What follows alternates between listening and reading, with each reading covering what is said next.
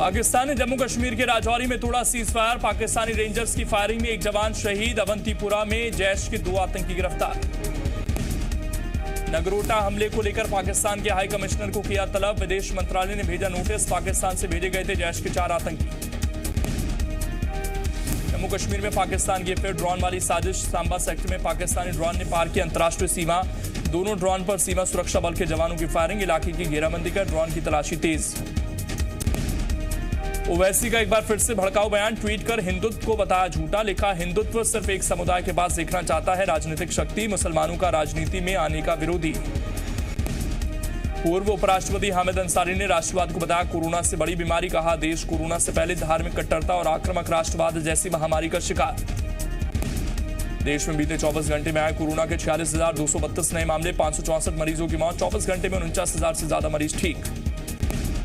हरियाणा के स्वास्थ्य मंत्री अनिल विज ने कल कोवैक्सीन ट्रायल का पहला टीका लगवाया। अब खबर है कि भोपाल में इस वैक्सीन का ट्रायल होगा। यहां करीब 2 से 3 हजार वॉलंटियर्स पर कोवैक्सीन ट्रायल किया जाएगा। Drug controller general of India ने राजधानी के 2 हॉस्पिटल्स का सिलेक्शन किया है, जिसमें अगले हफ्ते से टीका लगना शुरू होगा। देश के 23 संस्थानों के 28,500 लोगों पर कोवैक्सीन के ट्रायल होगा। ट्रायल में वॉलंटियर्स को 2 डोज दिए जाएंगे, पहला रजिस्ट्रेशन के बाद और दूसरा 28 दिन बाद। कोरोना को लेकर मध्य प्रदेश सरकार हुई सख्त। भोपाल कलेक्टर अविनाश लावनिया के निर्देश पर पूरे जिले में मास्क पहनो अभियान चल रहा है। कलेक्टर के निर्देश पर सभी एसडीएम ने अपने अपने क्षेत्रों में निरीक्षण किया और लोगों को मास्क पहनने के लिए समझाइश दी।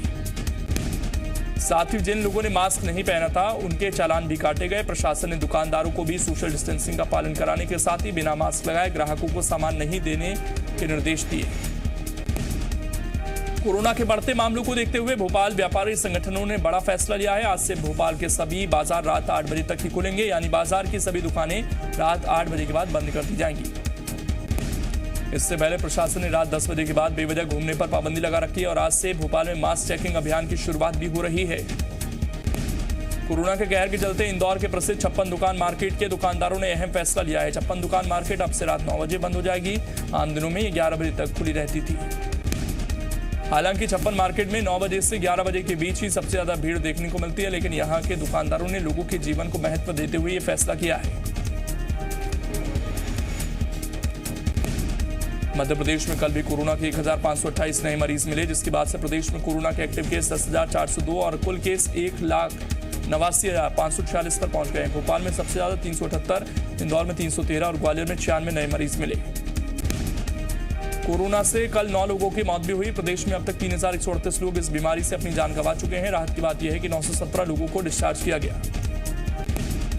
मध्य प्रदेश में कोरोना फिर पैर पसार रहा है। बुंदेलखंड मेडिकल कॉलेज के doctor Shubham Tiwari corona positive पाए गए हैं, तो कई दिनों से कोरोना संक्रमण वार्ड में ड्यूटी पर तैनात थे। डॉक्टर शुभम तिवारी की स्थिति गंभीर बनी हुई है और उनके पास इलाज के लिए पैसे भी नहीं है। डॉक्टर शुभम तिवारी के साथियों ने उनके इलाज के लिए सोशल मीडिया पर सहयोग की अपील की है। निवासी बिरोड स्थित एक्सिस बैंक में फूटा कोरोना का बम। करीब 25 सैंपल में से बैंक मैनेजर सहित 17 कर्मचारियों की रिपोर्ट पॉजिटिव, जिसके बाद बैंक के सभी कर्मचारियों को होम आइसोलेट कर दिया गया। उज्जैन में कोरोना गाइडलाइन को लेकर प्रशासन सख्त। बिना मास्क वालों को 10 घंटे खुली जेल की खिलाई जा रही हवा। करीब 600 लोगों पर हो चुकी है कार्रवाई। छत्तीसगढ़ में कोरोना का कहर जारी। पिछले 24 घंटे में प्रदेश में कोरोना के 1,842 नए मामले सामने आए, जिसके बाद कोरोना का कुल आंकड़ा 2,19,404 पहुंच गया। वहीं पिछले 24 घंटे में कोरोना से 13 लोगों की मौत भी हुई। मौत का कुल आंकड़ा 2,691 हो गया है। वहीं कल 1,285 कोरोना मरीजों को डिस्चार्ज भी किया गया। अब छत्तीसगढ़ में कोरोना के 19,817 एक्टिव केस बचे हैं, जिनका इलाज चल रहा है। प्रदेश में कोरोना के चलते सरकार की सख्ती पर कांग्रेस नेता के मिश्रा ने तंज भरे अंदाज में निशाना साधा। उन्होंने ट्वीट किया, राज्य में कोरोना संक्रमण फैलने की आशंका तो पहले से ही थी, तब त्योहारों पर भीड़ जमा किसने होने दी, पटाखे जलाने की अनुमति किसने और क्यों दी। दिल्ली में तेजी से बढ़ रहा है कोरोना का खतरा। 118 लोगों की मौत के साथ 24 घंटे में दूसरी सबसे ज्यादा मौत। 6,600 से ज्यादा मामले। कोरोना पर नियंत्रण के लिए दिल्ली में कोरोना महामारी रोग प्रबंधन में बदलाव। सामाजिक दूरी और मास्क नहीं पहनने पर देना होगा जुर्माना। सार्वजनिक जगह पर तंबाकू सेवन और थूकने पर भी 2,000 का जुर्माना। देश के अन्य राज्यों में भी कोरोना की अगली लहर पर नियंत्रण की कोशिशें तेज। अहमदाबाद के बाद अब सूरत, वडोदरा और राजकोट में भी रात्रिकालीन कर्फ्यू। महाराष्ट्र सरकार का दिल्ली मुंबई विमान और रेल सेवा रोकने पर विचार। भारत में कोरोना वैक्सीन के तीसरे चरण का ट्रायल शुरू। हरियाणा के गृह मंत्री अनिल विज को रोहतक में लगाया गया पहला टीका। कहा जनवरी 2021 तक आ जाएगा भारत बायोटेक और आईसीएमआर का कोरोना टीका। एमपी में शिवराज सरकार का एंटी माफिया ऑपरेशन लगातार जारी। प्रशासन का बुलडोजर अभियान हिस्ट्री शीटर शेख मुख्तियार के खिलाफ चला। नगर निगम, जिला प्रशासन और पुलिस ने मिलकर शेख मुख्तियार के अवैध कब्जे की जमीन दोस्त कर दिया। अमले ने जेसीबी की मदद से ग्रीन बेल्ट की जमीन पर बने 6 बड़े गोडाउन और एक मकान को ढेर कर दिया। शेख मुख्तियार के खिलाफ अलग अलग थानों में 30 से ज्यादा मामले दर्ज हैं। प्रशासन ने कार्रवाई विजयनगर थाना इलाके के राधिका कुंज इलाके में की। ग्वालियर में जिला कांग्रेस कमेटी आज सरकार के एंटी माफिया अभियान के तहत कांग्रेस नेताओं के यहां हुई कार्रवाई के विरोध में धरना प्रदर्शन करेगी। कांग्रेस नेता और कार्यकर्ता फूलबाग चौराहे पर धरना देंगे। इससे पहले कल ग्वालियर शहर के 12 ब्लॉकों में सिंधिया का पुतला दहन किया गया था। कांग्रेस का आरोप है कि एंटी माफिया अभियान की आड़ में सिंधिया के इशारे पर कांग्रेस नेताओं को निशाना बनाया जा रहा है। भोपाल से कांग्रेस विधायक आरिफ मसूद अग्रिम जमानत के लिए हाईकोर्ट की शरण में पहुंच गए हैं। भोपाल के इकबाल मैदान में फ्रांस के खिलाफ प्रदर्शन के मामले में गिरफ्तारी से बचने के लिए उनकी ओर से अग्रिम जमानत की अर्जी पेश की गई, जिस पर कोर्ट ने राज्य सरकार को मामले की केस डायरी और अपना जवाब देने के निर्देश दिए। मामले की अगली सुनवाई 25 नवंबर को होगी। दरअसल फ्रांस के राष्ट्रपति के विरोध के लिए 30 अक्टूबर को इकबाल मैदान पर आरिफ मसूद ने भीड़ इकट्ठी करते हुए फ्रांस के राष्ट्रपति का पुतला और झंडा जलाया था। मसूद ने चेतावनी दी थी कि अगर सरकार ने फ्रांस का विरोध नहीं किया तो हिंदुस्तान में भी ईंट से ईंट बजा देंगे। मध्य प्रदेश में हाईकोर्ट ने बड़ा आदेश देते हुए जबलपुर हाईकोर्ट और इंदौर ग्वालियर बेंच में 3 दिसंबर को फिजिकल सुनवाई शुरू करने के निर्देश दिए। इसके जरिए फाइनल हियरिंग वाले मामलों की सुनवाई के लिए लगाए जाएंगे, जबकि कोविड काल में वीडियो कॉन्फ्रेंसिंग से सीमित सुनवाई की व्यवस्था 21 से 28 नवंबर तक के लिए बढ़ा दी गई है। दरअसल हाईकोर्ट में होने वाली ये प्रत्यक्ष सुनवाई प्रायोगिक तौर पर की जा रही है। इसके लिए बाकायदा हाईकोर्ट ने गाइडलाइन जारी की है, जिसमें 10 साल पुराने अंतिम सुनवाई के केसों को फिजिकल सुना जाएगा। जो पक्षकार अपने केस सुनवाना चाहते हैं उन्हें एक फॉर्म भर देना होगा, जिसमें सभी पक्षों की सहमति के बाद उसे सुनवाई के लिए लिस्ट किया जाएगा। पेंच परियोजना की अधूरी नहरों और बिजली विभाग की समस्याओं को लेकर जल संसाधन विभाग के कार्यालय में हुई बैठक में सिवनी से बीजेपी विधायक दिनेश राय अधिकारियों पर जमकर भड़के। बैठक में उन्होंने किसानों के सामने सार्वजनिक रूप से अधिकारियों को भला बुरा कहा। इतना ही नहीं, सुनवाई नहीं होने पर विधायक ने 1 दिसंबर से आंदोलन की चेतावनी दी। दरअसल पेंच नहर के टूट-फूट और अधूरे पड़े कार्यों को लेकर किसानों ने विधायक से शिकायत की थी। विधायक ने अधिकारियों की किसानों की समस्या जल्द हल करने के लिए कहा था, लेकिन अधिकारियों ने बात अनसुनी कर दी थी। सीएम भूपेश बघेल ने झीरम घाटी नक्सल हमले की जांच पर सवाल उठाए हैं। सीएम बघेल ने ट्वीट कर एनआईए की जांच पर सवाल उठाए।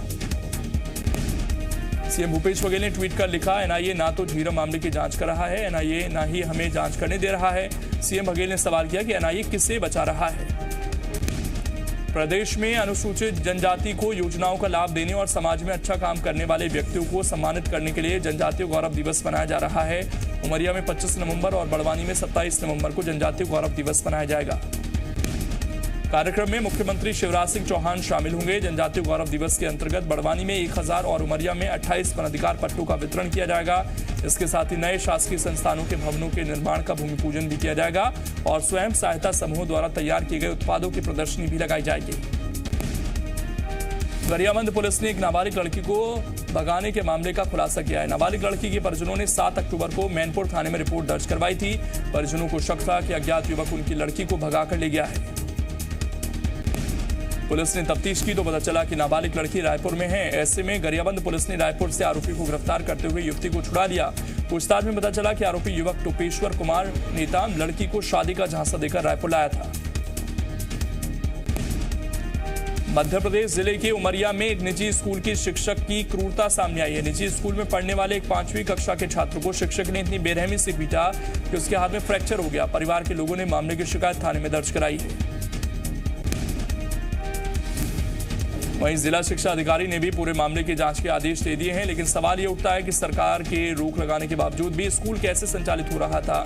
स्कूल को नियमों के विरुद्ध चलाया जा रहा था। गौरतलब है कि प्रशासन के आदेश हैं कि 8वीं तक के बच्चों की कक्षाएं संचालित नहीं होंगी। कवर्धा रियासत के राजा और कांग्रेस से विधायक रह चुके योगेश्वर राज सिंह का अपनी बहन के साथ चल रहा संपत्ति विवाद अब महल से निकलकर थाने तक पहुंच चुका है। राजा योगेश्वर राजा की भांजी ने सिटी कोतवाली पहुंचकर उन पर मारपीट, दुर्व्यवहार और धक्का देकर महल से निकालने का आरोप लगाते हुए मामला दर्ज करवाया और जांच की मांग की।